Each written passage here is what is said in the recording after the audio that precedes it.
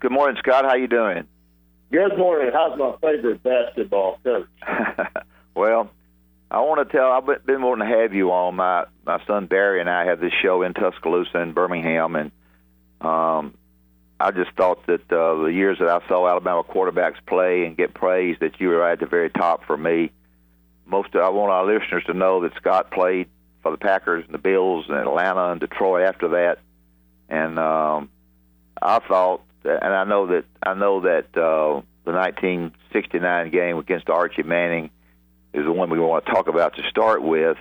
And I know you don't run into anybody that wasn't there. They're all were there now. You know how that goes. Everybody saw that game. Well, I happened to see that game. Of course, I saw all of them, and I had a basketball prospect there that I got there, so that I got after it was over. Tell us, Scott, a little bit about playing for Coach Bryant and about that game in particular. Well, Coach Bryant, like Coach Saban, was very keen, as you know, on detail. I call them all plays, and people say, well, how could you do that? Well, I would sit down every Friday morning with Coach Bryant. We go over every situation, down, distance, score, how much time's left in the game, what the situation, weather-wise, so forth. So he knew what I was going to call before I called it. And that was just the way he had every single detail covered with his coaching. Well, Johnny Vaught, of course, is the coach at Ole Miss at the time, and y'all go in this game, and, excitement-wise, it's the greatest game I've ever seen. I've seen a lot of them. Talk about the preparation for that game and what happened throughout the game. Just tell us about the game. I want you to brag on yourself and tell us what happened in that game. Well, I had no idea that Archie Manning or Oxford would have that kind of game. I think they had been beaten by Kentucky the week before, like 7-6, and really hadn't done much offensively. But during that game, particularly as the second half began to heat up, every time we'd get the ball, I'd look up and we'd be 5 points behind. And I look out there and see that our defense just simply couldn't stop Archie Manning. So it was a matter of every time we got the ball, we had to go down and score because I knew Archie was going to take it down and score.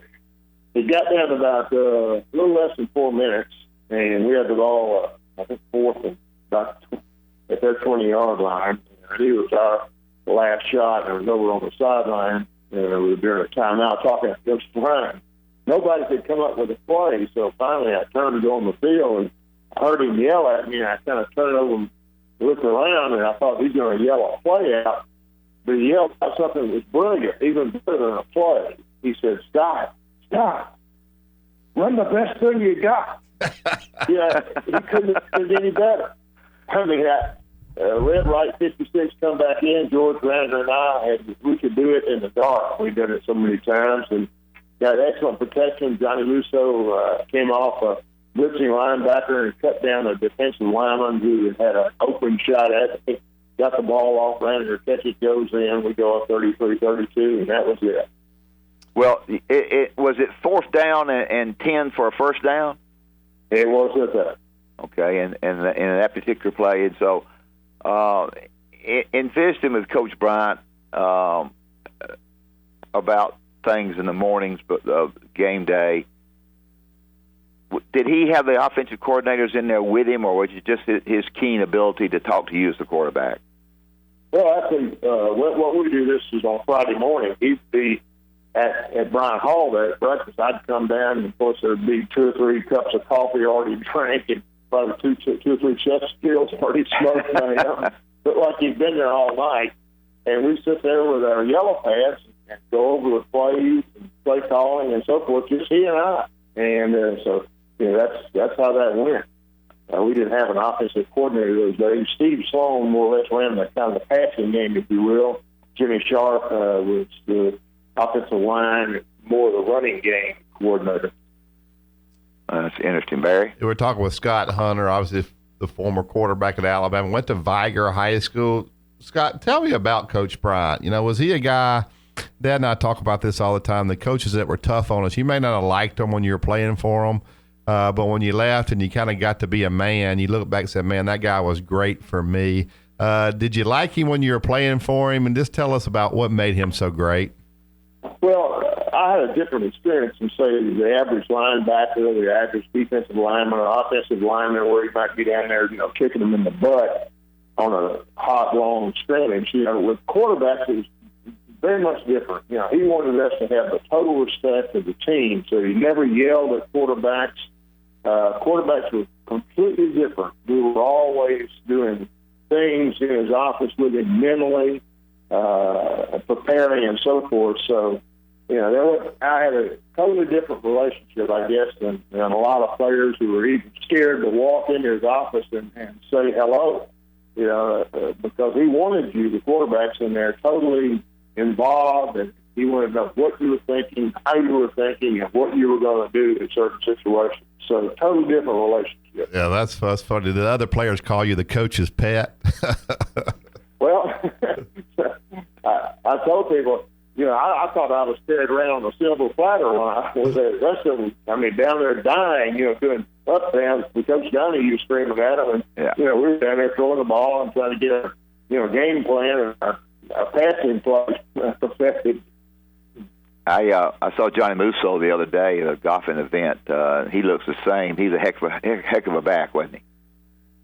Well, I've often said to people who ask me who's the best all-around player I played with, and they would think maybe a player in the pros. I said, no, the best all-around player that I ever played with was Johnny Musso. He could obviously run with the football. He could catch the football. He ran great routes. He did great blitz pickups. Johnny did more without a football than he did with the football, and people don't even know or see that, like that instance of him picking up that defensive lineman in the Ole Miss game on that particular play. Did you talk to Archie Manning any after that game? I think you did maybe a little bit, maybe either there or since then. I went over and shook his hand. What do you say after a game like that? Good relationship. The guy done everything except sell popcorn, and there's nothing else he could do. It's the greatest game I've ever seen a quarterback have in college football. Yeah, he's 33 for 52 or something. Tell us about your experience. I know the Packers. I think you started with the Packers. Kind of go through for our listeners a little bit about the teams that you played for and how you were how it was in the pros.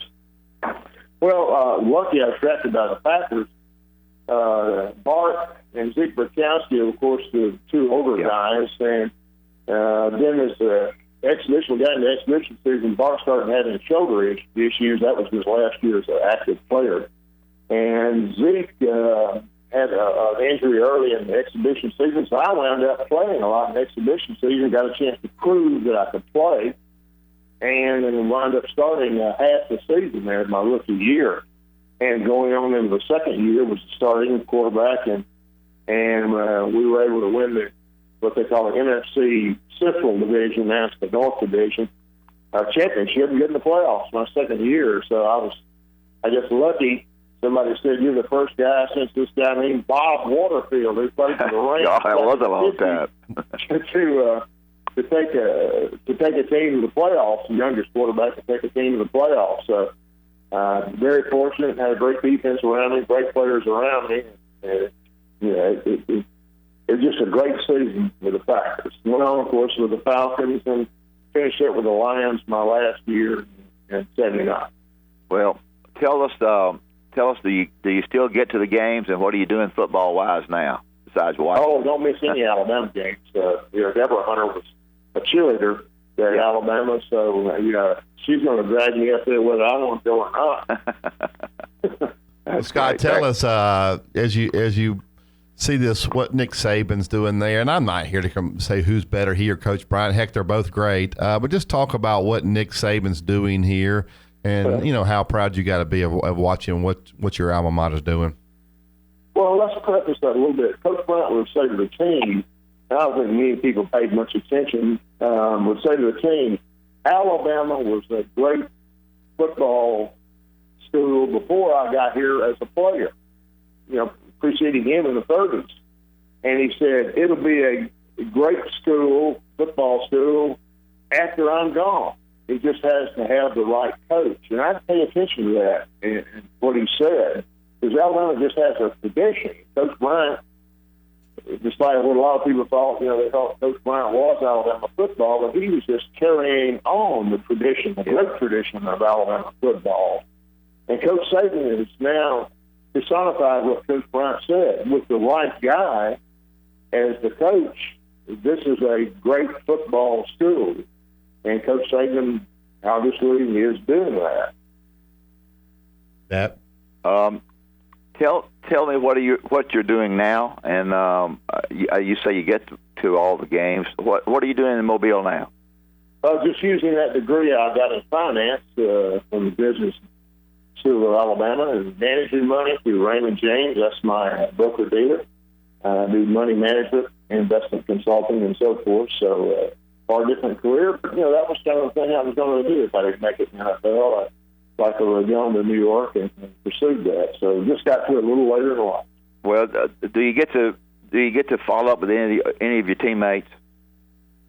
Oh yeah, we see. Of course, the A Club is whenever we all go up to the A Club site, basketball, track, baseball, everybody goes up there before the games. So that's my favorite place to go to see all of the players, former players, and of course the guys I signed with in '66, great freshman class, Paul Beauchamp, Alvin Samples, and so forth, and see a lot of those guys at the A Club lunch before the games.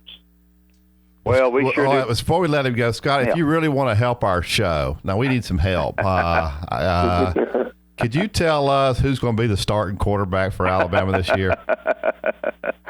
Well, I saw a comment by the Sue over in East Alabama. They're going to pick their quarterback during practice. That doesn't happen.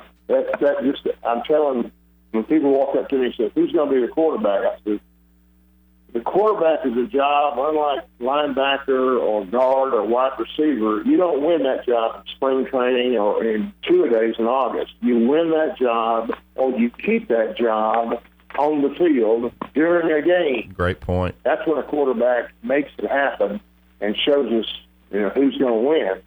And as Coach Bryant told me when I made a mention about when he started me at quarterback, I said, Coach, I said something to the effect that, what do I have to do to be the starting quarterback? And he made a simple answer to it. He said, get the ball down the field and over the goal line. So, just like you went, your starting guard was the guy that put it in the basket. That's right. We appreciate it, Scott, so much. I hope I'll see you somewhere along the way. Thank you so much for being on. That's great stories. You bet, Will. Thank you. Thanks, Scott.